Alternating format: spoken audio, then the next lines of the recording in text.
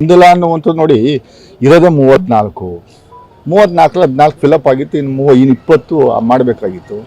ಅದು ಪ್ರಾದೇಶಿಕವಾರು ಸಮತೋಲನದ ಆಧಾರದ ಮೇಲೆ ಜಾತಿವಾರು ಆಮೇಲೆ ಯಂಗ್ಸ್ಟರ್ಸ್ಗೆ ಕೊಡಬೇಕು ಅನ್ನೋ ನಿರ್ಧಾರ ತಗೊಂಡು ಹೈಕಮಾಂಡು ಒಂದಷ್ಟು ಅವ್ರದ್ದೇ ಆದಂಥ ಒಂದು ಫಾರ್ಮುಲಾನ ಉಪಯೋಗಿಸಿ ಕೊಟ್ಟಿದ್ದಾರೆ. ಎಲ್ರಿಗೂ ಒಂದಷ್ಟು ಕೈ ತಪ್ಪಿದೆ. ಈಗ ಮೈಸೂರಿಗೆ ಉದಾಹರಣೆ ತಗೊಂಡ್ರೆ ನಿಮ್ಗೆ 11 ಅಸೆಂಬ್ಲಿ ಕಾನ್ಸ್ಟಿಟ್ಯೂನ್ಸಿಲಿ 8 ಅಸೆಂಬ್ಲಿನಲ್ಲಿ ನಾವು ಗೆದ್ದಿದ್ದೀವಿ. ಒಂದೂ ಇಲ್ಲ, MLAಗಳಿಗೆ ಒಂದೂ ಇಲ್ಲ. ಯತೀಂದ್ರ ಅವರಿಗೆ MLC ಮಾಡಿ ಅದರ ಅಡಿನಲ್ಲಿ ಕೊಟ್ಟಿದ್ದಾರೆ. ಹಿಂದೆ ಚೀಫ್ ಮಿನಿಸ್ಟ್ರು ಮೈಸೂರಿಗೆ ಕೊಟ್ಟಿದ್ರು, 2 ಮಂತ್ರಿಗಳನ್ನು ಮೈಸೂರಿಗೆ ಕೊಟ್ಟಿದ್ರು. ತನ್ವೀರ್ ಸೇಠ್ ಮತ್ತು ಮಹಾದೇವಪ್ಪನವರು, ವೆಂಕಟೇಶ್ ಅವರು ಭಾಳ ಸೀನಿಯರ್ ಮೋಸ್ಟು ಇದ್ದಾರೆ. ಅವ್ರಿಗೆ ಕೈ ತಪ್ಪಿದೆ. ಬಟ್ ಎಲ್ಲವನ್ನು ಸರಿ ಮಾಡ್ತೀವಿ ಅನ್ನುವಂಥದ್ದು ಮುಖ್ಯಮಂತ್ರಿಗಳು ಹೇಳಿದ್ದಾರಲ್ಲ.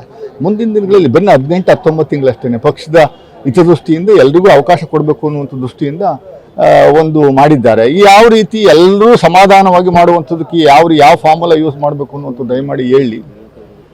ಯಾರು ಹೇಳ್ತಾರೆ? ಎಲ್ಲ ರಾಜೀನಾಮೆ ಯಾಕೆ ಕೊಡ್ತೀವಿ ಅಂತ ಹೇಳ್ತಾ ಇದ್ದಾರೆ. ಪಾಪ ಅವ್ರ ಬೆಂಬಲಿಗರು ಅವರು ಒಂದಷ್ಟು ಒತ್ತಡ ತಂದಿರೋದ್ರಿಂದ ಅದರಿಂದ ಅದೆಲ್ಲ ಸರಿ ಮಾಡುವಂಥ ಕೆಲಸವನ್ನು ನಮ್ಮ BK ಹರಿಪ್ರಸಾದ್ ಅವರು ಮಾಡ್ತಾರೆ. KPCC ಅಧ್ಯಕ್ಷರು ಅವರಿಗೆ ಆ ಹೊಣೆಯನ್ನು ವಹಿಸಿದ್ದಾರೆ.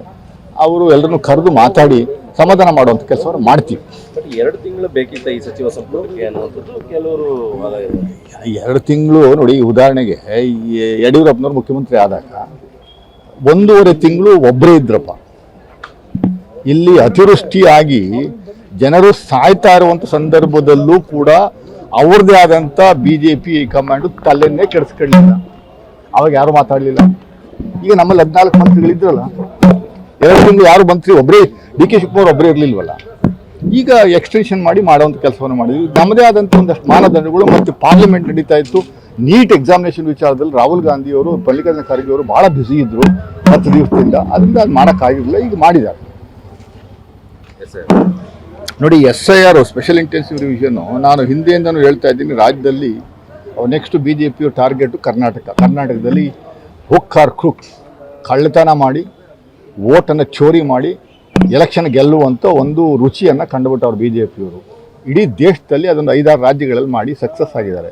ಈ ರೀಸೆಂಟಾಗಿ ವೆಸ್ಟ್ ಬೆಂಗಾಲಲ್ಲಿ ಸುಮಾರು 93 ಲಕ್ಷ ಮತದಾರರನ್ನ ಹೊರತೆಗೆದು BJP ಗೆಲ್ಲುವಂಥ ಕೆಲಸವನ್ನು ಮಾಡಿದ್ದಾರೆ. ಇಲ್ಲಿ ನಮ್ಮ ಕರ್ನಾಟಕದಲ್ಲಿ ನಿನ್ನೆ ಅವರು ಎಲೆಕ್ಷನ್ ಕಮಿಷನ್ ಅವ್ರಿಗೂ ಕೊಟ್ಟಿರುವಂಥ ರಿಪೋರ್ಟ್ ಪ್ರಕಾರ 5,56,00,000 ಮತದಾರರು ಕರ್ನಾಟಕದಲ್ಲಿ. ಈಗ ನಿನ್ನೆವರೆಗೆ 1,10,00,000 ಮತದಾರನ ತೆಗೆದವ್ರೆ. 1,10,00,000 ಮತದಾರನ ತೆಗೆದಿದ್ದಾರೆ.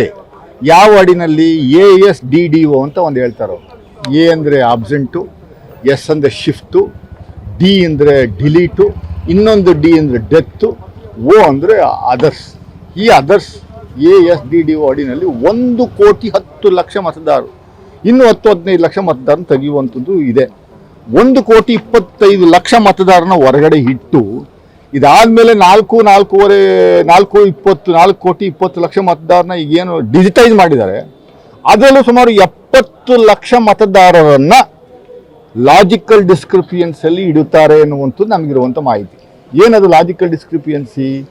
ಫಾರ್ಮ್ನ ಫಿಲಪ್ ಮಾಡಿಕೊಡುವಾಗ ತಪ್ಪು ಮಾಹಿತಿಯನ್ನು ಕೊಟ್ಟಿದ್ದರೆ, ಸರಿಯಾಗಿ ಫಿಲಪ್ ಮಾಡಿಲ್ಲ ಅಂದಿದ್ರೆ, 2002ನೇ ಇಸ್ವಿನಲ್ಲಿ ನಿಮ್ಮ ಹೆಸರು ಇಲ್ಲದೇ ಇದ್ದಿದ್ರೆ ಸುಮ್ಮನೆ ಸೈನ್ ಮಾಡಿ ಕೊಡುವಂಥ ಕೆಲಸವನ್ನು ಮಾಡಿದರೆ ಅವರೆಲ್ಲರನ್ನೂ ಲಾಜಿಕಲ್ ಡಿಸ್ಕ್ರಿಪಿಯನ್ಸಿ ಅಂತ ಪೆಂಡಿಂಗ್ ಇಡುವಂಥ ಕೆಲಸವನ್ನು ಮಾಡಿ ನೋಟಿಸ್ಗಳನ್ನು ಇಶ್ಯೂ ಮಾಡ್ತಾರೆ. ಆ ನೋಟಿಸ್ಗಳನ್ನು ಇತ್ಯರ್ಥ ಮಾಡುವಂಥವ್ರು ಯಾರು? AC ಮತ್ತು DCಗೆ ಅಧಿಕಾರ ಕೊಟ್ಟಿದ್ದಾರೆ. ಆಗ ಅವರು ಸುಮಾರು 11 ದಾಖಲೆಗಳನ್ನು ಕೇಳ್ತಾರೆ. ಆ ದಾಖಲೆಗಳಲ್ಲಿ ಯಾವ್ದಾರು ಒಂದು ದಾಖಲೆ ತಗೊಂಡೋಗಿ ಅವ್ರ ಮುಂದೆ ನಿಂತ್ಕೊಬೇಕು. ಅವರು ಕೇಳುವಂಥ ಪ್ರಶ್ನೆಗೆ, ಅವರು ಹೇಳುವಂಥ ನಿರ್ದೇಶನಕ್ಕೆ ನೀವು ಬದ್ಧರಾಗಿದ್ದರೆ ಮಾತ್ರ ನಿಮ್ಮನ್ನು ಒಳಗಡೆ ಸೇರಿಸ್ಕೊಳ್ಳೋಕ್ಕೆ ಅವಕಾಶ ಇದೆ. 70 ಲಕ್ಷ ಮತದಾರರಲ್ಲಿ ಏನೋ ಒಂದು ಅಮ್ಮಮ್ಮ ಅಂದರೆ 20,000-30,000 ಒಳಗಡೆ ಮತ್ತೆ ಸೇರಿಸುವಂಥ ಕೆಲಸ ಆಗ್ಬೋದು ಅಷ್ಟೇ. ಅಂದರೆ ಆಲ್ಮೋಸ್ಟ್ 1.5 ಕೋಟಿ ಮತದಾರನ ತೆಗೆಯುವಂಥ ಕೆಲಸವನ್ನು BJPಯವರು ಕರ್ನಾಟಕದಲ್ಲಿ ಮಾಡುವಂಥದ್ದು ಕೊಟ್ಟಿದ್ದಾರೆ. ಇನ್ನು ಇರೋದೇ ನಮಗೆ ಅವಕಾಶ ಇರೋದು ಇವತ್ತು 4ನೇ ತಾರೀಕು, 8ನೇ ತಾರೀಕು ಲಾಸ್ಟ್ ಡೇಟು. 8ನೇ ತಾರೀಕು ಒಳಗಡೆ ನಿಮ್ಮ ಹೆಸರುಗಳು ಪಟ್ಟಿನಲ್ಲಿ ಇದಾವ ಅನ್ನುವಂಥದ್ದು ಮತದಾರರು ಪರಿಷ್ಕರಣೆ ಮಾಡಿಸುವಂಥ ಕೆಲಸವನ್ನು BLOಗಳ ಮೂಲಕ ಮಾಡಬೇಕು. ಬಹುತೇಕ ಎಲ್ಲ BLOಗಳು ಎಲ್ಲ ಗೌರ್ಮೆಂಟ್ ಅಡಿನಲ್ಲಿ ಎಲೆಕ್ಷನ್ ಕಮಿಷನ್ ಅಡಿನಲ್ಲಿ ನಮ್ಮ ಕರ್ನಾಟಕ ಸರ್ಕಾರದ ವ್ಯಾಪ್ತಿಯಲ್ಲಿ ಬರಲ್ಲ. ನಾವು ಅವ್ರಿಗೆ ಡೆಪ್ಯೂಟ್ ಮಾಡಿಬಿಟ್ಟಿದ್ದೀವಿ. ನಮ್ಮ ಮಾತು ಯಾರು ಕೇಳುವಂಥ ಪರಿಸ್ಥಿತಿಯಲ್ಲಿ ಇಲ್ಲ. ಅವರು ಎಲ್ಲ ಪೂರ್ತಿ ಸೆಂಟ್ರಲೈಸ್ ಕಂಟ್ರೋಲ್, ಅವ್ರದ್ದೇ ಆದಂಥ ಒಂದು ನಿರ್ದೇಶನ, ಅವ್ರದ್ದೇ ಆದಂಥ ಒಂದು ಡೈರೆಕ್ಷನ್ಸು, ಅವ್ರದ್ದೇ ಆದಂಥ ಒಂದು ವ್ಯವಸ್ಥೆ ಮಾಡಿಕೊಂಡು ಕರ್ನಾಟಕದಲ್ಲಿ ವೋಟರ್ಸ್ ಮತದಾರರ ಪಟ್ಟಿಯನ್ನು ಮತದಾರನ ಹೊರಗಡೆ ಇಡುವಂಥ ಕೆಲಸವನ್ನು ಮಾಡಿ ಮತದಾರರನ್ನ ಕದ್ದು ವೋಟನ್ನು ಕದ್ದು ಎಲೆಕ್ಷನ್ ಗೆಲ್ಲಬೇಕು ಅನ್ನುವಂಥ ಉದ್ದೇಶದಿಂದ ಈಗಾಗಲೇ ತಯಾರಿ ಮಾಡ್ಕೊತಾ ಇರುವಂಥದ್ದು ನಾವು ಕಾಣ್ತಾ ಇದ್ದೀವಿ. ಅದಕ್ಕೆ ನಾವು ಜಾಗೃತಿಯನ್ನು ಮೂಡಿಸ್ತಾ ಇದ್ದೀವಿ. ಅದೆಷ್ಟು ಮಟ್ಟಿಗೆ ಸಕ್ಸಸ್ ಆಗುತ್ತೆ ಅನ್ನುವಂಥದ್ದು ನೋಡೋಣ. ಕಾಂಗ್ರೆಸ್ ಕೊಟ್ಬಿಟ್ಟು ಆ ಥರದವನ್ನೇ ಟಾರ್ಗೆಟ್ ತೆಗಿತಾ ಇದ್ದಾರೆ. ಅಲ್ಲ, ನಮಗೆ ನೋಡಿ, ನಾನು ಒಂದು ಚಿಕ್ಕ ಉದಾಹರಣೆಯನ್ನು ಕೊಡ್ತೀನಿ. ಮೈಸೂರಲ್ಲಿ ನರಸಿಂಹರಾಜ ಕಾನ್ಸ್ಟಿಟ್ಯೂನ್ಸಿ, ತನ್ವೀರ್ ಸೇಠ್ ಅವರ ಕಾನ್ಸ್ಟಿಟ್ಯೂನ್ಸಿ 3,27,000 ಮತದಾರಿದ್ದಾರೆ. 1,20,000 ಮತದಾರ ತೆಗೆದವರು. 1,26,000 ಮತದಾರರ ಪೈಕಿ ನಾವು ಒಂದಷ್ಟು ಅಸೆಸ್ ಮಾಡಿ BLOಗಳ ಹತ್ರ ಮಾಹಿತಿ ತಗೊಂಡಿರೋ ಪ್ರಕಾರ ಸುಮಾರು 65,000 ಮುಸ್ಲಿಂ ಸಮುದಾಯದವರಿದ್ದಾರೆ, 30,000 ಶೆಡ್ಯೂಲ್ ಕ್ಯಾಸ್ಟ್ನವರಿದ್ದಾರೆ, ಇನ್ನು ಮಿಕ್ಕಿದವರು ಅದರೇ ಕಮ್ಯುನಿಟಿ ಅವರಿದ್ದಾರೆ. 1,20,000 ಮತದಾರರನ್ನ ನೀವು ತೆಗೆದ್ರೆ ಇನ್ನು ನಮ್ಮ ಅಭ್ಯರ್ಥಿ ಗೆಲ್ಲುವಂತಾದವರು ಹೇಗೆ ಅಂತ. 65,000 ಮತದಾರರು ಒಂದೇ ಸಮುದಾಯಕ್ಕೆ ಸೇರಿದವರು. ಆ ರೀತಿ ಇಡೀ ಮೈಸೂರು ಸಿಟಿನಲ್ಲಿ ಚಾಮರಾಜ ಕಾನ್ಸ್ಟಿಟ್ಯೂನ್ಸಿಲಿ 80,000 ತೆಗೆದವ್ರೆ, ಕೃಷ್ಣರಾಜ ಕಾನ್ಸ್ಟಿಟ್ಯೂನ್ಸಿಲಿ 83,000 ತೆಗೆದವ್ರೆ. ಹುಡುಕಿ ಟಾರ್ಗೆಟ್ ಮಾಡುವಂತ ಕೆಲಸವನ್ನು ಮಾಡ್ತಾ ಇದ್ದಾರೆ. ಆಮೇಲೆ ಹೌದು ಮಾಡ್ತಾ ಇದ್ದಾರೆ ಅನ್ನುವಂಥದ್ದು ಮೇಲ್ನೋಟಕ್ಕೆ ಬಹಳ ಸ್ಪಷ್ಟವಾಗಿ ಕಾಣ್ತಾ ಇದೆ. ಕಾಂಗ್ರೆಸ್ ಮತದಾರರನ್ನ ಟಾರ್ಗೆಟ್ ಮಾಡುವಂತ ಕೆಲಸವನ್ನು ಮಾಡ್ತಾ ಇರುವಂಥದ್ದು ಬಹಳ ಸ್ಪಷ್ಟವಾಗಿ ಕಾಣ್ತಾ ಇದೆ. ಆಮೇಲೆ ಇದನ್ನ ಡಿಜಿಟೈಸ್ ಮಾಡ್ತಾರಲ್ಲ, ಕಂಪ್ಯೂಟರ್ ಫೀಡ್ ಮಾಡುವಂತ ಕೆಲಸವನ್ನು ಮಾಡುವಂಥದ್ದಕ್ಕೆ ಯಾವುದೋ ಒಂದು ಪ್ರೈವೇಟ್ ಏಜೆನ್ಸಿ ಕೊಟ್ಟವ್ರೆ. ಆ ಪ್ರೈವೇಟ್ ಏಜೆನ್ಸಿ ಹತ್ರ ಹೋಗಿ RSSನವ್ರು ಕೂತ್ಕೋತಾರೆ. RSS ಕೂತ್ಕೊಂಡು ಈ ಹೆಸರು ಅಂತ ಈ ಹೆಸರು ಹೊರಗಡೆ ಸೇರಿಸು, ಈ ತೆಗಿ ಇದನ್ನು ತೆಗಿ ಅಂತ ಅದನ್ನ ಹೊರಗಡೆ ಸೇರಿಸುವಂತ ಕೆಲಸವನ್ನು ಅವ್ರು ಮಾಡ್ತಾವ್ರೆ. ಚುನಾವಣಾ ಆಯೋಗನ ದುರ್ಬಳಕೆ ಮಾಡ್ಕೊತಾರೆ. ಚುನಾವಣೆ ಆಯೋಗನೇ it has become an agent for BJP. It is working as an agent for BJP. Election commission of India is working as an agent for BJP.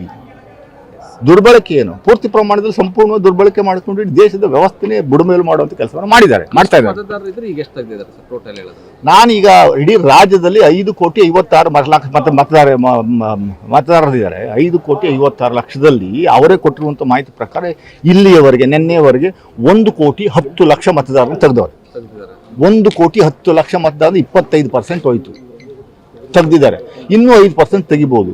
ಅದಲ್ಲದೆ ಲಾಜಿಕಲ್ ಡಿಸ್ಕ್ರಿಪಿಯನ್ಸಿ ಅಂತ ನಾನು ಹೇಳಿದ್ನಲ್ಲ, ಈಗ 60-70 ಲಕ್ಷ ಮತದಾರನ ಪೆಂಡಿಂಗ್ ಇಡುವಂಥ ಕೆಲಸವನ್ನು ಮಾಡ್ತಾರೆ. ಅದರಲ್ಲಿ ಒಂದು 50 ಲಕ್ಷ ತೆಗಿಬಹುದು. 1.25 ಕೋಟಿ ಮತದಾರನ ತೆಗಿತಾರೆ ಅನ್ನುವಂಥದ್ದು ನನ್ನ ಅನಿಸಿಕೆ.